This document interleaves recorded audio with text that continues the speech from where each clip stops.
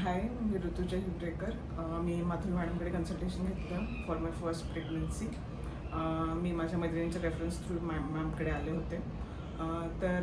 जेव्हा माझी डिलिव्हरीची डेट जवळ आली होती तेव्हा सोनोग्राफीमध्ये 2 लूप ऑफ कॉर्ड्स आम्हाला दिसले. पण लकीली काही दिवसानंतर सोनोग्राफी केल्यानंतर 1 लूप ऑफ कॉर्ड आला. तर मग आम्ही नॉर्मल डिलिव्हरीचा ऑप्शन ऑप्ट केला. तर मॅमसुद्धा त्यासाठी रेडी झाल्या. आणि जेव्हा आम्ही डिलिव्हरीसाठी इथे ॲडमिट झालो, जेव्हा लेबर पेन स्टार्ट झाले, तर तेव्हा थोडी रिस्क आली होती, कारण बाळाने पोटात पॉटी केली होती. तर मॅम माझ्या फॅमिलीची डिटेलमध्ये बोलल्या की काय काय रिस्क असू शकते, आपण काय काय करू शकतो. पण त्यांनी सांगितलं आपण कॅल्क्युलेटेड रिस्क घेऊन पुढे जाऊ. आणि मग त्या हिशोबाने आम्ही पुढे जाण्याचं ठरवलं. आणि मग त्या दृष्टीने आम्ही नॉर्मल डिलिव्हरीसाठी ट्राय केला आणि तो सक्सेसफुल झाला. मॅमनी टीमला व्यवस्थित गाईड केलं आणि फॅमिली मेंबर्सला पण व्यवस्थित गाईड केलं. त्यामुळं जास्त टेन्शन राहिलं नाही आणि डिलिव्हरी पण व्यवस्थित झाली. बाळही ठीक आहे आणि मी पण व्यवस्थित आहे.